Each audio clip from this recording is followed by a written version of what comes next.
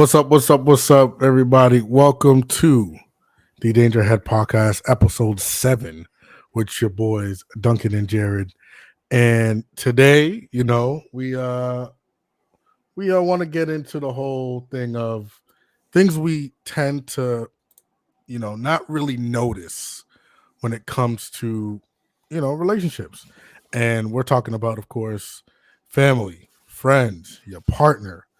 These are things that a lot of people tend to not notice or fail to notice when it comes to maintaining that long-term friendship slash that long-term relationship and a strong bond with those said people.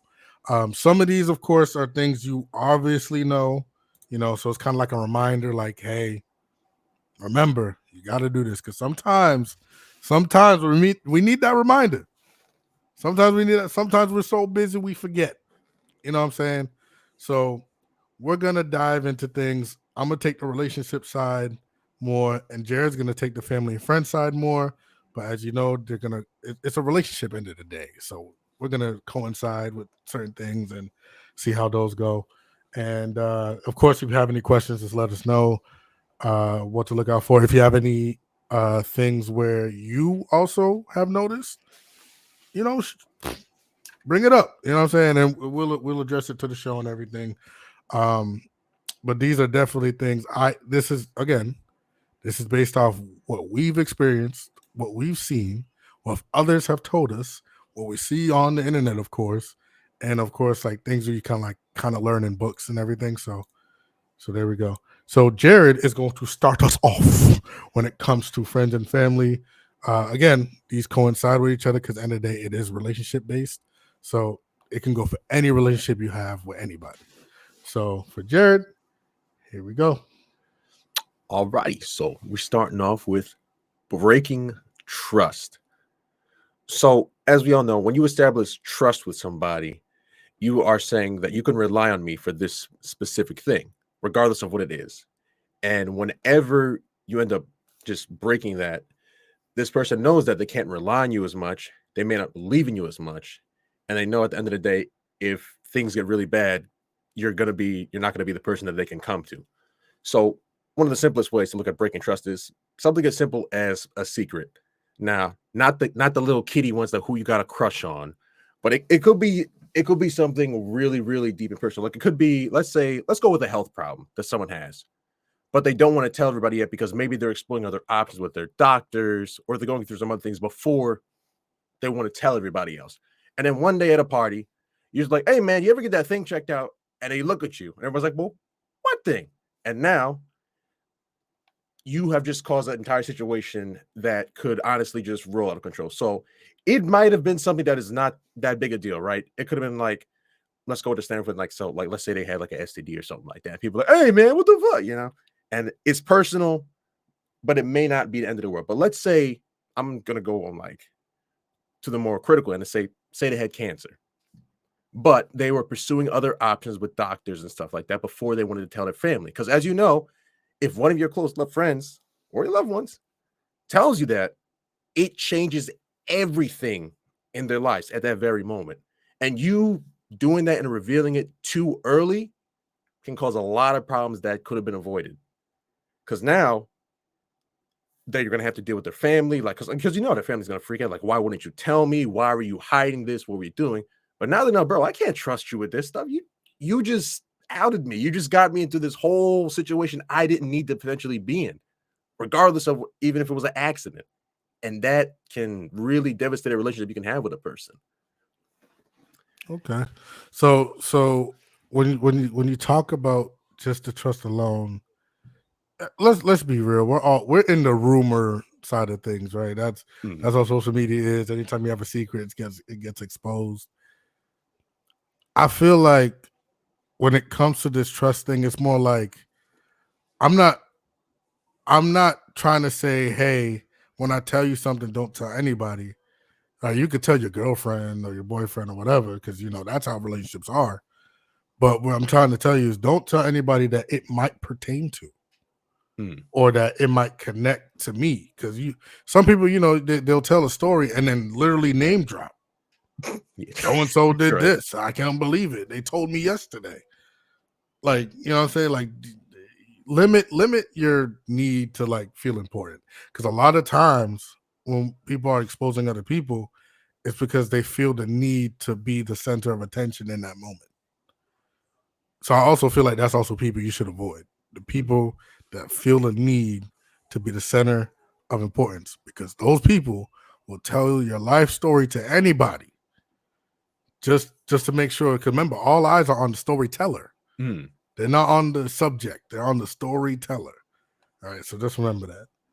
All right, so I'm gonna go to the relationship side of things, and my boy Kevin, he put this on for us during in one of my Facebook statuses, and he said dependency on pornography. Mm. So, as everybody knows, pornography is, well, y'all know pornography is pornography, right? Brain rot. Yeah, and it's incredibly unreal. Most of it is incredibly unrealistic, and a lot of people end up depending on that to meet their sexual standards. That reality is gone now. Mm. So what you will often see when it comes to this dependency on pornography is that you're now not, I wouldn't say limiting yourself, but you're now at a point where your partner doesn't meet those certain criteria that you're always watching. Mm. So what ends up happening is you may end up feeling incompetent, and it's going to lead to a lot of sexual innuendos and what's the word? Not upside, but downside, sexual downside, because you have now trained your body to like a certain thing that's unrealistic rather than reality. If you want me to put in perspective for you, right?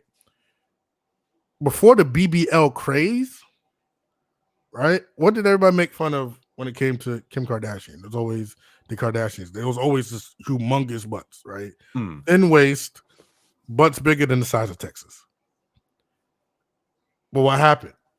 Everybody started looking for that, right? Mm-hmm. Everybody started looking for that. Damn, I can't get with that. That's a small butt. Can't do that. Can't do this. Can't do that. Next thing you know, society starts to shift towards that, and then it was not based in reality. So people had to get cosmetic surgery, right? Remember, cosmetic surgery isn't reality. That's not your body. Right? Don't get me wrong. If you take certain vitamins and stuff like that and you end up that way, that's still your body. But when it comes to cosmetic surgery itself, that is not your body. So you have now brought that unrealistic expectation to the real world. And to top it all off, we are an extremely hyper sexual society now. We think about it. You go on the internet, and even the dating sites, most of them are one night stands. Right? You get your rocks off and then you go. So that dependency on unrealistic sexual expectations is really, really, I would say, is really toxic to whatever sexual partner you have. Mm. Y'all both have that hyperdrive. Y'all both have that hyperdrive, that's fine. But realistically, not everybody has it. On top of that, you got a lot of people saying, you need to have, intercourse every single day. That's not realistic.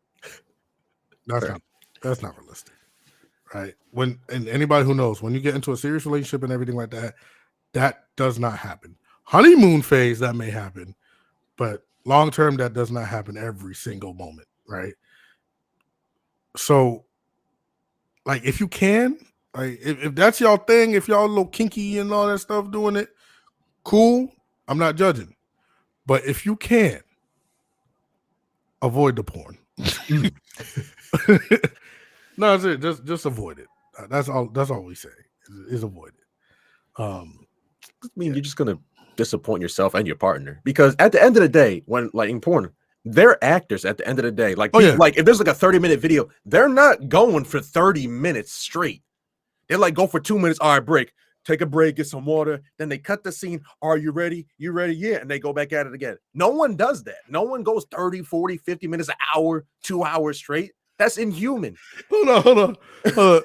Yeah, I'll be real with y'all, bro. Mm. If you and your partner, no foreplay, are going 30 minutes to an hour, you don't like your partner, bro. No, I'm dead ass. Like, the whole point of sex is to get to that point. Mm. And the more attractive you find that person, the quicker you're going to get to that point. Right. You could take pills, you could take this, you could take that to kind of make sure it doesn't get to that point too quick. But the more attractive you find somebody, the quicker things are going to be. Mm. So if you are raw, whatever, doing what you're doing for half an hour to an hour, at that point, you got rug burn, right? At that point, I think you should start looking somewhere else. That's all I'm saying. I think you addicted to porn after that point. I mean, I think that's pretty bad. I think that's now foreplay is one thing. Foreplay is one thing. Mm. Everybody know foreplay is the lead up to things. It could take maybe 30 minutes of foreplay, whatever. But if the actual action is 30 minutes to an hour, your partner either took something to make sure he didn't find you attractive, or he or she didn't find you attractive, or you got rug burn for every session y'all got. I'm just saying, like, that goes against human nature. I'm just saying. And also, y'all can't be moving like those people move, because like y'all be throwing your backs out, you'd be pulling your hamstrings, your neck would be getting stuck, all that. Like, the average person ain't doing anywhere near that. No, not at all. A great comedian once said, belly to belly is just fine. As long as everybody's happy. Oh man. All right. So we here we go with that. Shout out to Kevin who brought it up also. Shout out to my boy Kevin Mount for bringing up, the dependency on porno is actually a really big thing that does tend to ruin relationships long term. Jared, talk to him real quick. So, be honest, not heartless. This is very simple. You can know someone is wrong, and that's okay. And there's a certain way to tell someone. Because when you're going to be honest with someone, right, the whole point of that is to, one, show them they're wrong, and two, show them the correct actions they need to take so they don't keep making the mistake and also become a better person. At the end of the day, that's the whole point of being honest. If you're doing it just to tear them down, just to destroy them, you're being heartless, you're being an asshole. They're not going to get better from it, and they're going to just hate you for it. You're not getting anything good out of being heartless about that.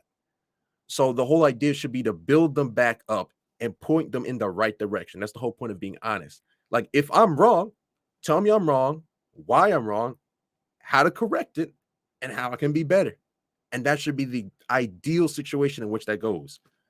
But if you have someone in your life, your friend, your family member, your partner, who is constantly just ripping you apart every time, bro, they don't love you. They don't like you. They're trying to hurt you deliberately. Get out of that relationship.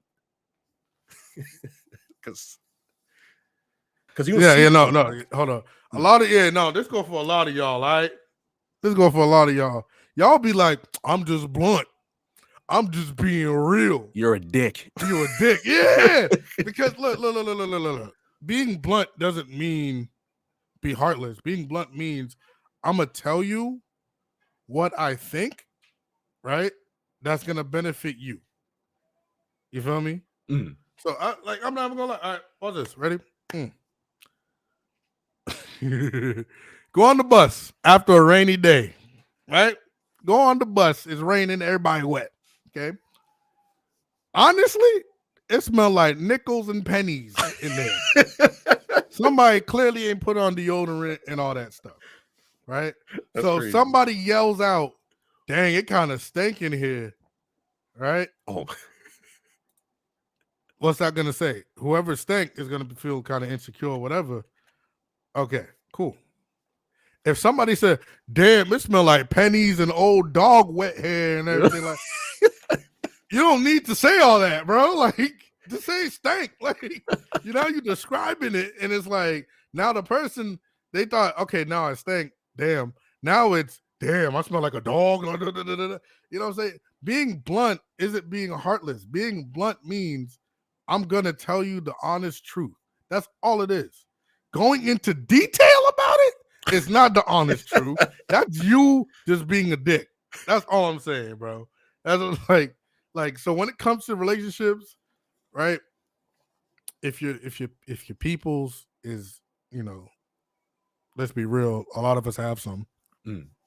If your friends aren't doing what they're supposed to do, and life is kicking their ass because they're making a whole bunch of wrong decisions, honesty to not be heartless is you telling them, hey, you're doing wrong, you're fucking yourself up, this is what you're doing, this is how you can fix it.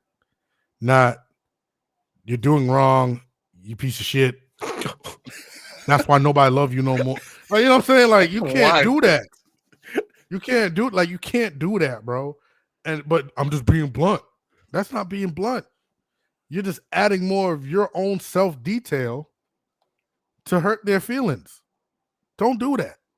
And if you are somebody who does that, or you have a friend who does that, and their excuses, they just being real, they're being blunt, they ain't your friend, bro. You a convenience. You are a convenience for them.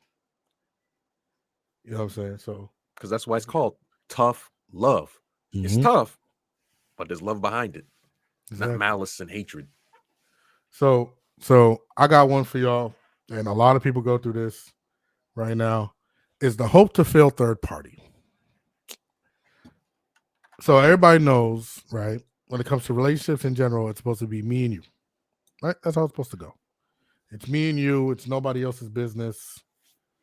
Da, da, da. But of course, you're gonna tell your mom, you're gonna tell your dad, you're gonna tell your sisters, you're gonna tell your best friend stuff, right? The thing to avoid when it comes to telling those people is you never tell the person who wants to see the relationship fail. I'm gonna say it again for y'all. You never tell the person who wants to see the relationship fail, because what you're gonna see, especially when it comes to a certain amount of their takes, you're gonna see a lot of their advice is things to make the relationship end or make you feel like a piece of shit for making it continue. Right? We all have this. We all have this. We like to we convey it. Like, don't get me wrong, when it comes to partnerships or relationships, it's you and that person. But yes, we go for an outside party to get a third opinion. Right? That's why they often say have a non-biased friend that you can talk to, so that they can give you the honesty. Like, if you're messing up, you yourself are messing up the relationship, and you talk to that non-biased friend and ask them what's going on, and they can tell you you're the problem, that's a non-bias. But if you're messing up the relationship and you go to your friend and their whole spiel is the other person's wrong, you have now met one of the biggest problems in your relationship. Because anybody who wants to see something fail, and this goes into another part of, I'm going to show you guys right here. It's another part called subtle manipulations. Okay. All right. Subtle manipulations is where all the advice I'm giving to you is leading you down the path I want you to take. Right. And even if it goes against your best interest to not take that path, I want you to take that path. And when that happens, you will often start seeing, and this goes for a lot of people, you'll start seeing a lot of sadness, a lot more sadness. You'll start seeing a lot more fights. You'll start seeing a lot more disagreements. You'll start seeing all that when you involve a third party who wants to see a relationship fail.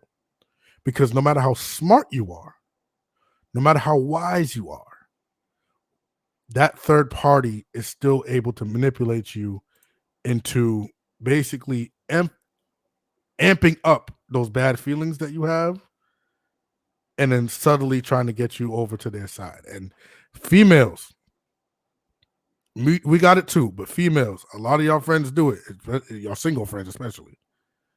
They would rather you be with them single than in a relationship sometimes. Again, this does not go out to every single female that's single. I'm just saying, like, this is what to look out for. And for guys, same thing. Your single guy friends who feel like they're not hanging out with you more because of a relationship, they're gonna do the same shit. Mm. I could say something like, damn, bro, she didn't even, I made breakfast, she didn't even say thank you. This is how they gonna react. See, this is why you don't trust them. You know what I'm saying? This is why you don't trust women, bro. She couldn't say thank you. All you do, you can say thank you for breakfast. That's how they talk. So now here your ass thinking, you know what? You're damn right. She didn't say thank you. Right? Just slowly sprinkling seeds of right? doubt. Like it's slowly Just a little sprinkling bit. on it. And then next thing you know, right? It's mind you, it's in your head. It's like, she didn't say thank you for breakfast. Now, next time she makes you mad, she didn't even say thank you for breakfast that day. And now you angry for no reason, right? Because that dude put that in your head. And it's not fair. This is why I say, if you're going to involve a third party when it comes to relationships, one, avoid that, right? Stop bringing third parties in. But two, make sure they want to see you and their relationship succeed. All right. That's the biggest thing I got to say when it comes to that. Make sure they do want you and your relationship to succeed, because when they do tell you something that's going wrong with your relationship, they'll at least be honest about it rather than biased about it. Mm. That's just how I, kind of view it. All right, let's go with ooh, I kind of like that one, but let's go with this here. Got you. Deliberate misunderstandings. So this can definitely fall under with poor communication. But whenever you guys are talking about something and something's not clear, and one of you's like, well, he never really told me to do it or not do it, so I'm just not going to do it. And then, next day, like, yo, why didn't you do it? Well, you didn't tell me to do it. What the hell? What's your problem? Well, what? No, you're supposed to. No, you didn't tell me. And then you're going back and forth over a stupid argument because you didn't make anything clear. So you need to make sure that things are clear. Or if someone's confused, if you don't know something, reach out and try and break it down. So, for example, right, me and Dunk do the podcast. We talk generally every day, just talk about general stuff, or we talk about podcast stuff. But one of the things that people should always understand, especially with friendship or relationships, there's also boundaries about certain things. There's certain things you never push or try and cross the line. So, for instance, right, if I just randomly started texting this girl, right, out of the blue, out of nowhere, I'm going to be like, hey, the fuck, why are you... we never talked about this. Why are you texting my girl? And I'm just like, what do you mean? I'm just being friendly. That's a boundary we never discussed. We never talked about that day one. That's not something you just do. So anybody would have a problem with that, especially if, like, it's one thing if, like, let's say I lived in Boston, like, live with you near you guys, and we hung out like almost every day, and then I text you, you'd be like, we're hanging out every day. That's not weird. It's not out of the blue. But if I do that now, I'm like, what are you doing? Why are you just randomly deciding to just text my girl out of anything? And it's like, what do you mean, man? What's the problem? You have to be very careful of what boundaries you push, especially if it's something you and your friends have never discussed. Or if you did discuss something, and like he said, hey, if Duncan told me, hey, he's like, out of respect, nothing against you, I would just appreciate if you just don't text my girl. Okay, whatever. And then I ignore it. And he's like, bro, what? Didn't we just have this discussion? Well, I didn't think you really meant it like that. I was just trying to, just reach out and be. It's like, bro, what are you doing? You're not actively listening. You're not taking what he said. He put the wall up, and it's just like, well, let me just scooch over and cross that line. So this kind of what's going on with this, guys, is that we're emphasizing the whole understanding each other thing. A lot of people always go on these podcasts and these shows, and they talk about how communication is key. You could talk every day and still misunderstand each other. You know what I'm saying? The whole point of the understanding is that when I say something, you know where I'm coming from and you understand my logic. Now, what you decide to do with that, right, shows, of course, your relationship with the person, right? I'll give you guys an example. Me, I'm a stay-at-home person. My girl's a going-out person. I know and this kind of goes into what my next topic is when it comes to compromise. I know I'm gonna have to go out sometimes, and mind you, as a person who stays in, that benefits me because now I'm on the other side. I'm seeing what's going on, everything like that. Meanwhile, same with her, as somebody who likes to go out all the time, I'm sometimes keeping her inside, appreciate what you have over here, that kind of thing. So there's a balance to it. Mm. But we're not arguing that we go out more and we stay in more because we know there's a balance to it. When you see communication, right, with no understanding, what you often see is I go out, you stay in.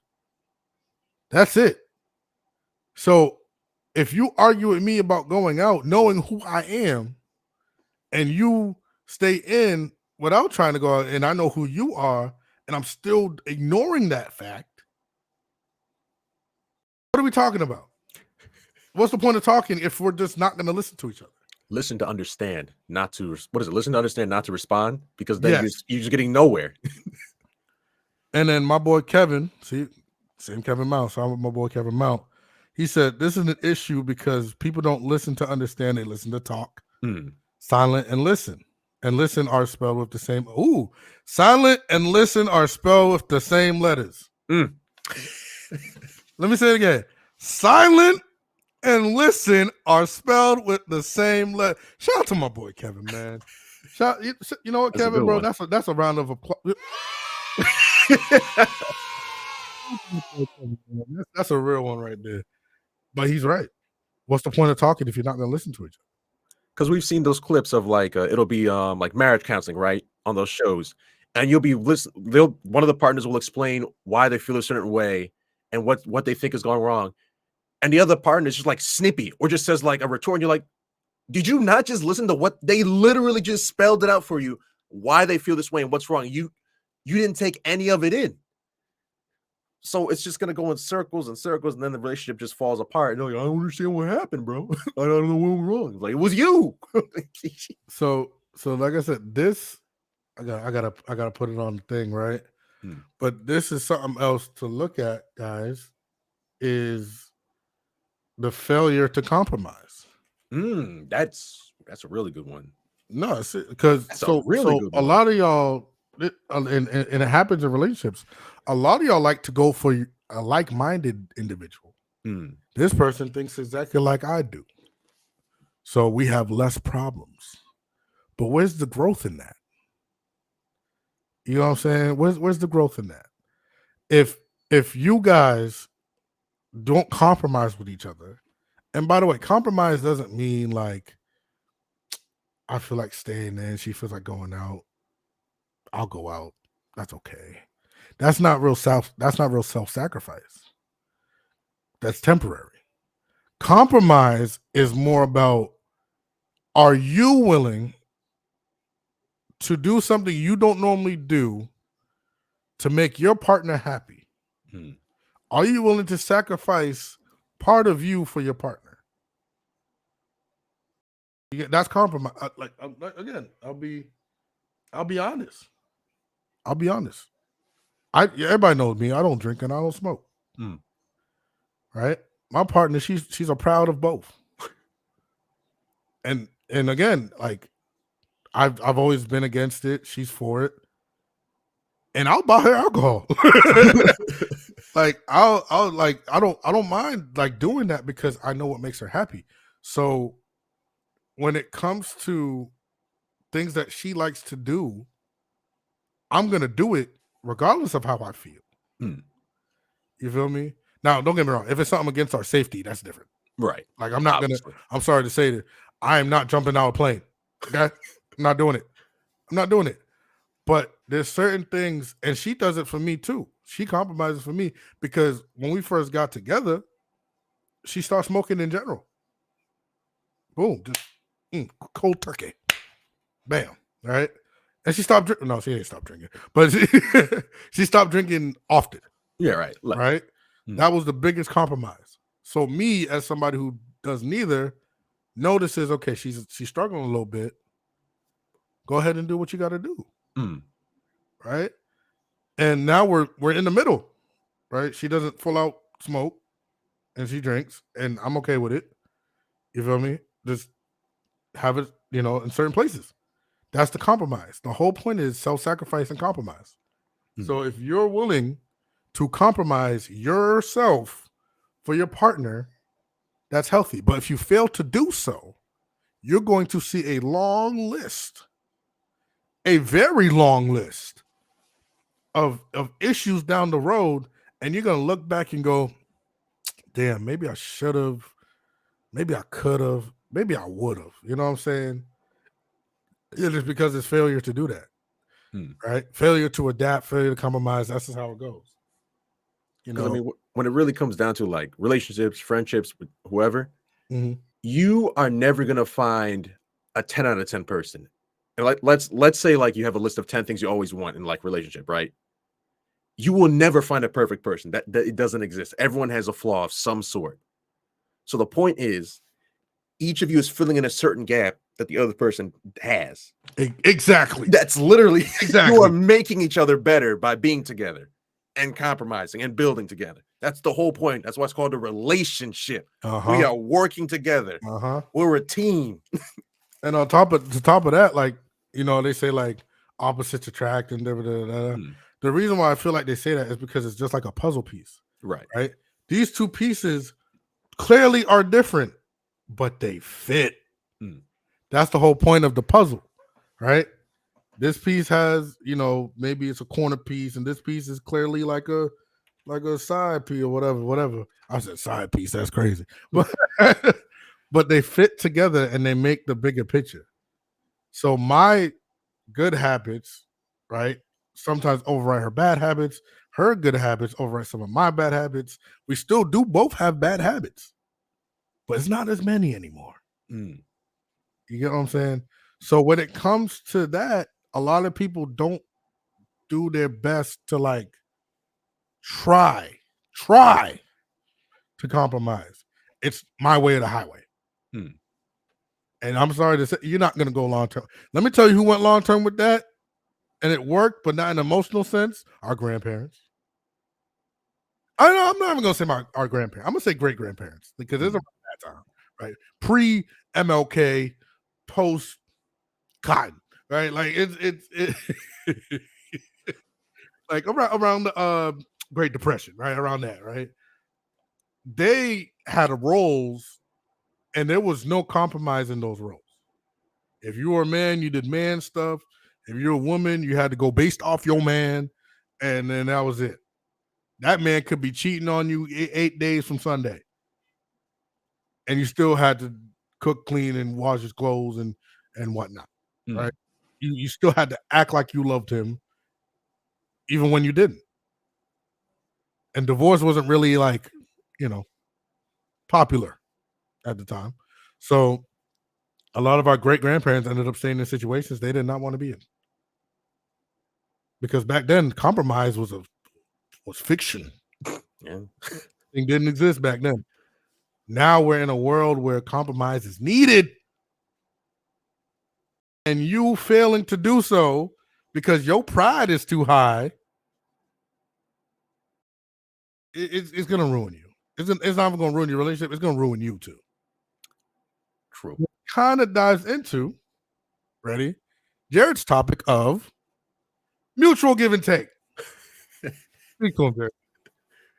So if I'm doing A, you got to do B. And then we can do C together and have a good relationship. Because if you're doing A, B, C, D, E, and F, and I'm just like, hey, I'm going to take G. We'll be all right. It's not going to work out. Because when it comes down to it, every single day in your relationship is different. It's not going to be the same every day. Sometimes it is 50-50. Sometimes it is 60-40. Sometimes it is 0-100. And then the next day it's going to change again. So you need to kind of roll with the punches to a degree, obviously within reason. And hopefully your partner does the same. And any relationship that's like that, they're doing great because they know, hey, man, I didn't really have it today, but tomorrow I'll be good. And I got their back the next day. The problem is it just, even I saw Juju in the chat said everybody's like doesn't believe in 50-50. Yeah, they won 100-0 my way. I don't care. I'm not, no mutual give and take. It's me. What can I get? I don't care what you want. This is what you're gonna do. And if you don't do it, I'm leaving you. And then there's always alone, always single, always bitter, always angry. Why are none of my relationships working out? Because you're a dick. That's why. You're striking out every single day. You're not learning. There's no there's no mutual. It's only take. You got to give for your relationship to work. If you're not willing to give, stay home and alone and eat ice cream on your couch or some shit. Don't get in a relationship. Stop ruining people. But like on top of like we all know about it. Nothing is really 50-50. Like not truly. Because certain things are harder than other certain things. You know what I'm saying? At the same time, though, I think most relationships are 60-40. But on any given day, though. Right? That's fair. You know what I'm saying? Because let's say, Jared, you're busy at work. You can't do stuff in the house. So your partner does it. Now let's say your partner gets sick. What you doing? I gotta go to work and then I gotta do the housework too. You gotta do the housework too, right? So it's never really 50-50. But if it is gonna be 50-50, I always say this. It's not like I do half, you do half. It's more like I'm gonna give you half of me, you give me half of you.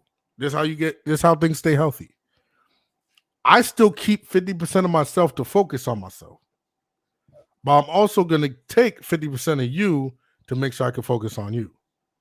So if anything happens to either 50%, I can focus on that 50%, right? Same thing vice versa, where if my 50% is good and the other half I take from you is the other 50% is bad, I can focus on that 50%, right? Because again, remember what we said, it's about give and take. You give yourself, you give up more of yourself, but you take more of that person as well, right? This is why the puzzle piece is two halves to a full picture. Right now, there are people that greatly take advantage of this, though. Right, and we all have them. That friend that you constantly are helping out, but they're never in sight when you need help. That person you always go see them; they don't see you.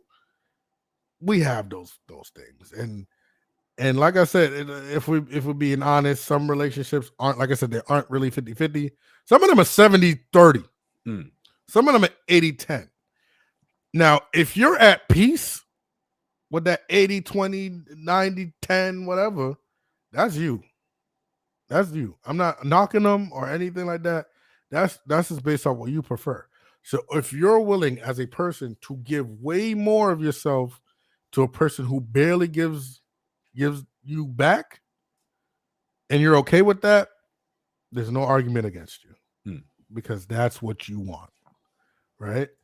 At the same time, be wary, because there may be a point where you cannot give anymore, and if that person keeps taking, you might see an eventual not only collapse but an explosion. I've had one. I'll be honest. I've had one where, more in my younger days, I looked out for everybody, bro. I gave you money. I gave you space. I gave you this. I gave you that. You ain't nowhere in sight when I need help. So that person I had to cut off.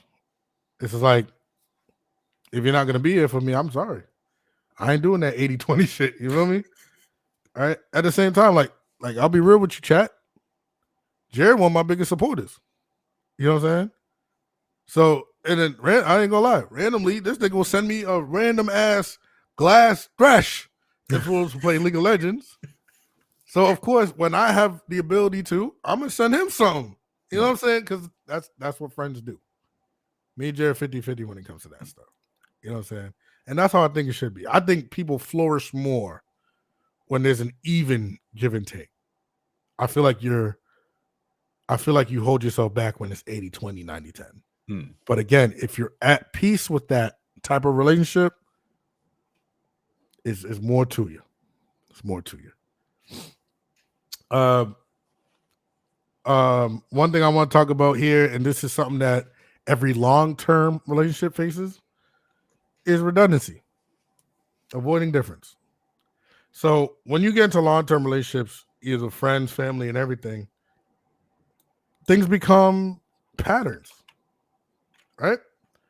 They, you wake up, you do this, you do that, you do this, you do that, you go to bed.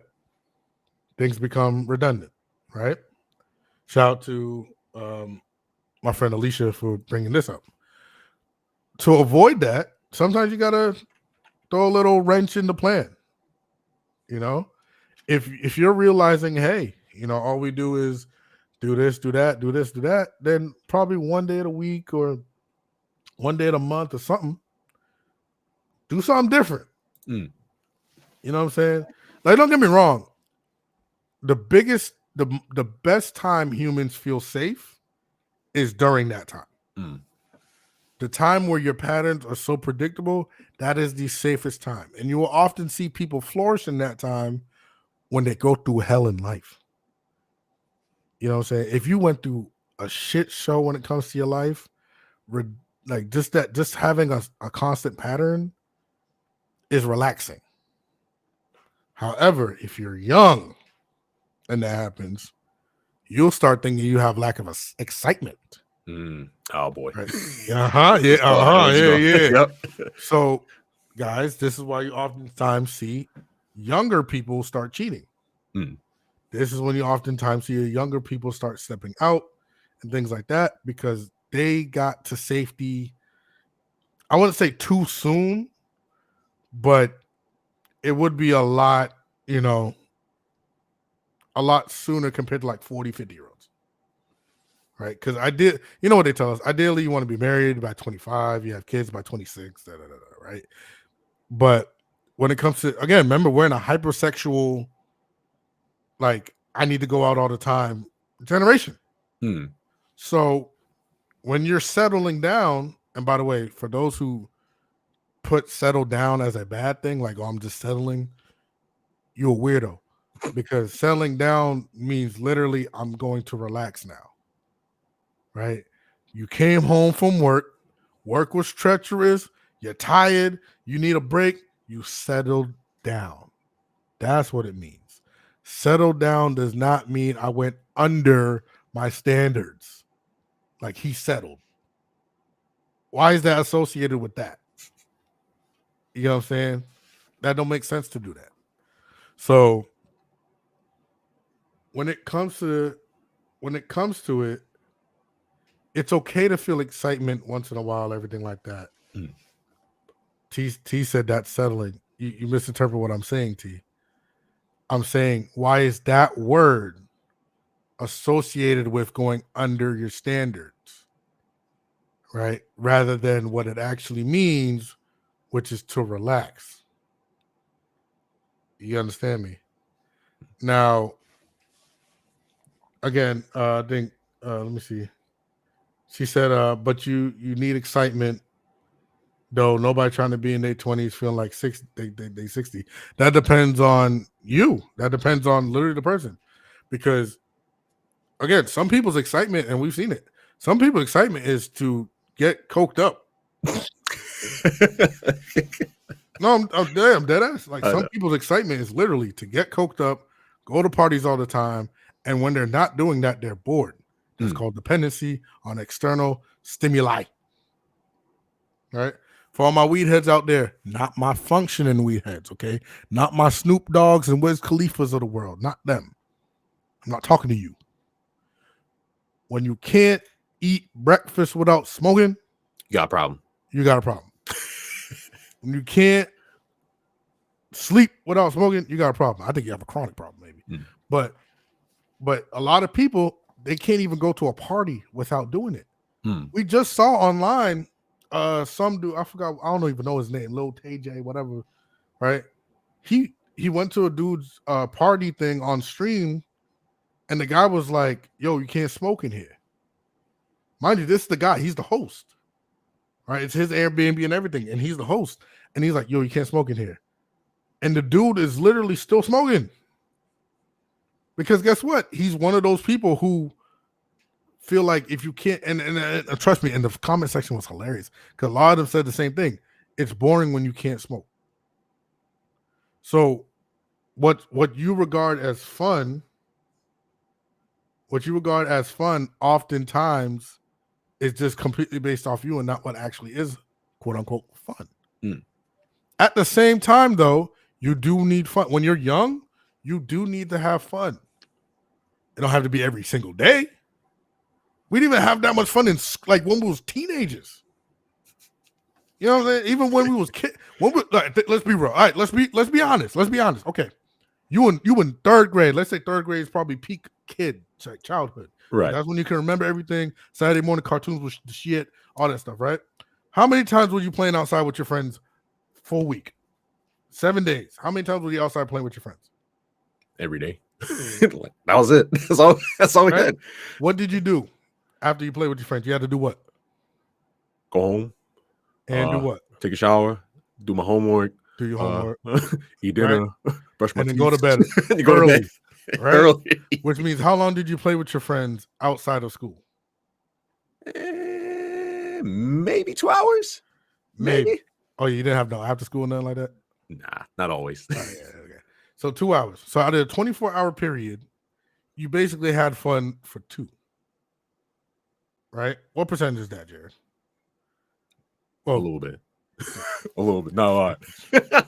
It's 1 out of 12. Right? As you get older, when you're an adult, time tends to kind of slow down, but not really. Time actually speeds up when you become an adult, actually.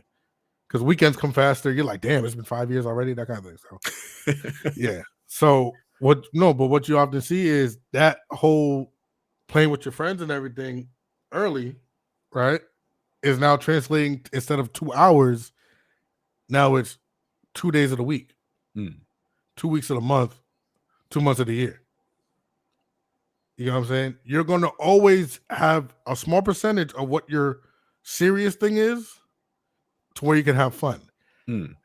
So if you're having fun often, that's great. As long as everything you need to do to get done, that's the point of being an adult. Everything you need to do to get done is done. Right?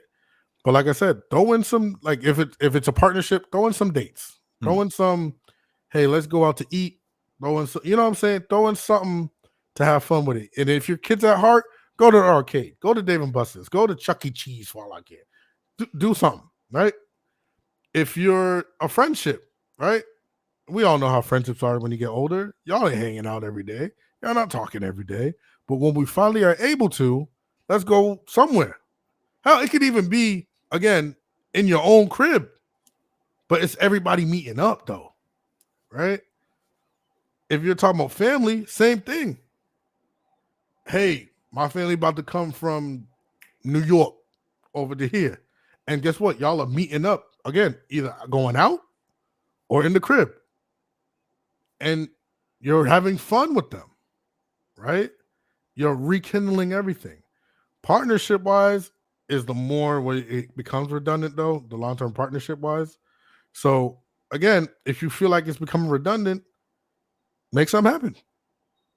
It's not as easy because the responsibilities of being an adult, right?